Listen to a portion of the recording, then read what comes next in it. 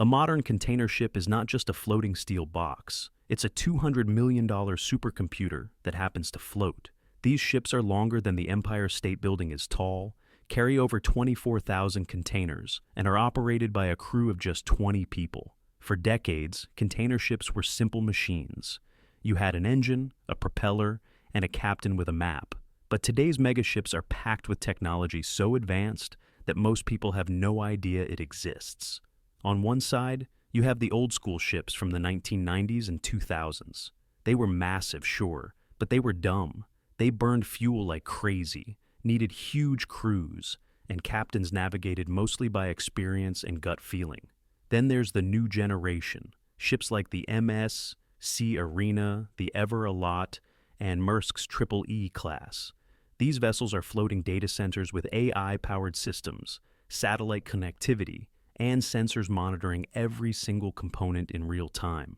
They don't just carry cargo, they optimize, predict, and self-diagnose. And this technology is completely changing global trade in ways most people never see. To understand this, you first have to understand a harsh economic truth. Fuel is everything. A single large container ship can burn through 200 to 300 tons of fuel per day. At current prices, that's roughly $50,000 to $100,000 every single day just in fuel costs. Over a year, fuel can represent 50 to 60% of a ship's operating expenses. So, even a tiny improvement in fuel efficiency translates to millions of dollars saved, and that's where the technology revolution started. In the early 2000s, ships had one goal: go as fast as possible. Speed meant more trips, more revenue. But then fuel prices skyrocketed, and shipping lines realized something counterintuitive. Slowing down actually made more money. This strategy is called slow steaming. Instead of sailing at 24 knots, ships now cruise at 16 to 18 knots. It sounds simple, but the physics are brutal. Fuel consumption doesn't scale linearly. It scales exponentially with speed. Going 20% slower can reduce fuel consumption by 40 to 50%. But you can't just tell a captain to go slower and hope for the best. That's where the technology comes in. Modern ships are equipped with something called weather routing systems. These are AI-powered platforms that analyze real-time weather data, ocean currents, wave patterns, and wind forecasts to calculate the most fuel-efficient route. The system doesn't just avoid storms. It finds currents that give the ship a free push. It identifies wind patterns that reduce resistance. It calculates whether sailing an extra 50 miles around a storm saves more fuel than pushing through it. The result? Ships can save 5 to 10% on fuel just by letting the computer choose the route instead of the captain. And over a year, that's millions of dollars. But there's a second layer of technology that's even more impressive: predictive maintenance. In the old days, if an engine broke down in the middle of the ocean, you were stuck. You'd call for a tow, lose days of schedule, and pay massive repair costs. Modern ships don't break down. They predict failures before they happen. Every critical component on the ship, the engine, the propeller, the rudder, the ballast pumps, is covered in sensors. These sensors monitor temperature, vibration, pressure, and performance 24/7. All that data is fed into AI systems that compare current performance to historical baselines. If a bearing is vibrating 2% more than normal, the system flags it. If oil pressure drops slightly, the system alerts the crew.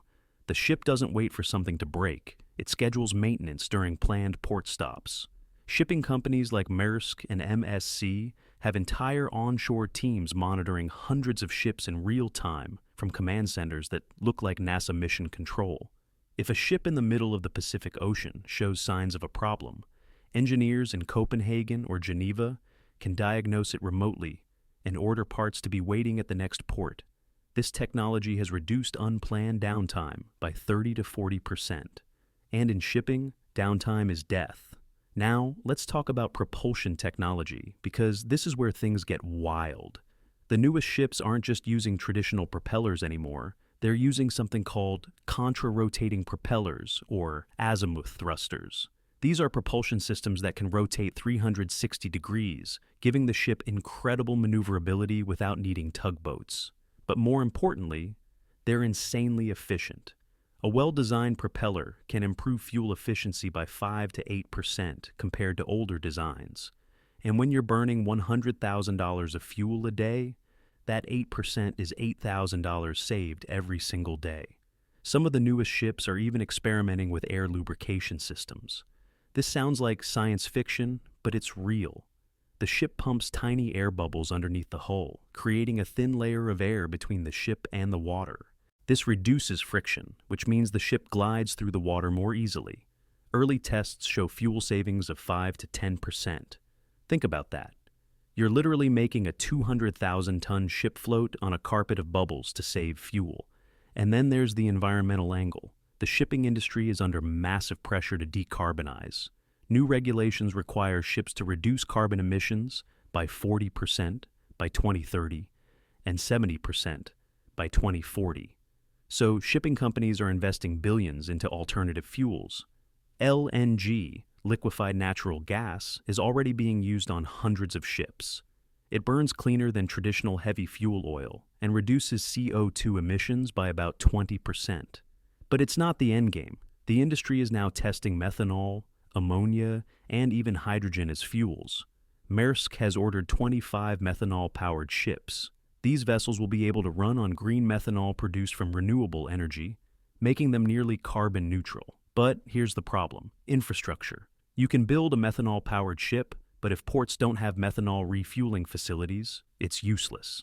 So shipping lines are working with port authorities, fuel suppliers, and governments to build an entirely new fuel supply chain.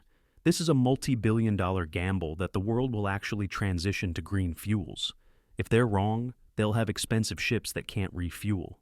Now, let's talk about automation, because this is the future that's already arriving. Modern ships are moving toward autonomous navigation.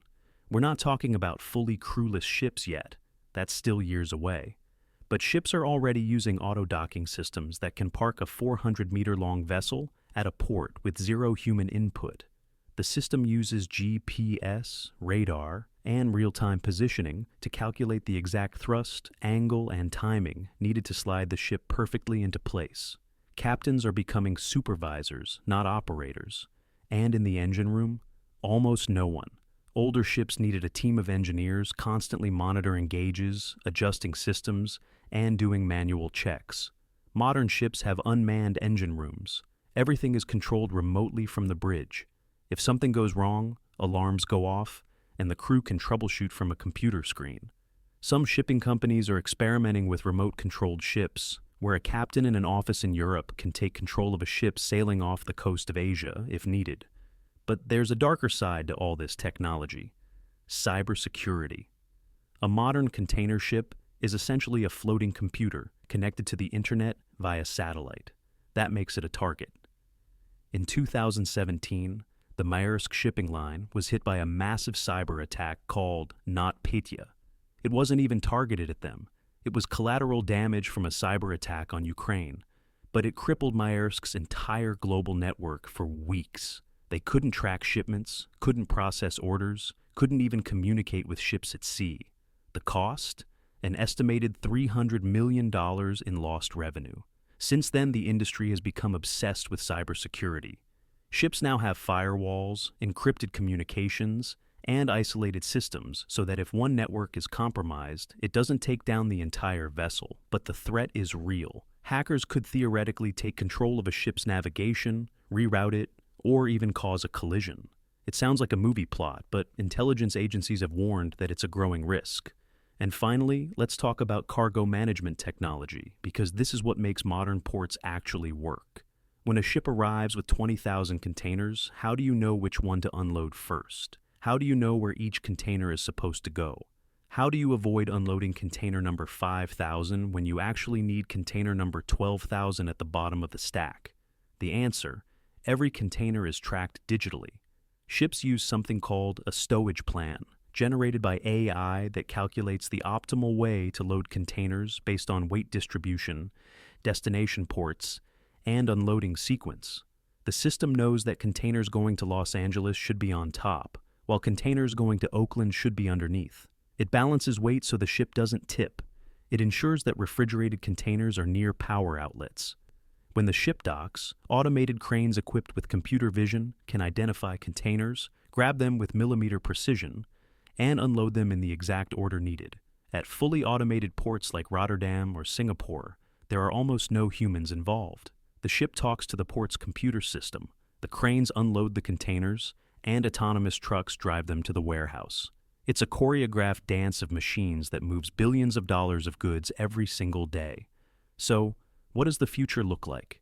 If the technology keeps advancing, we're heading toward a world of autonomous, carbon-neutral ships that optimize every single decision in real time.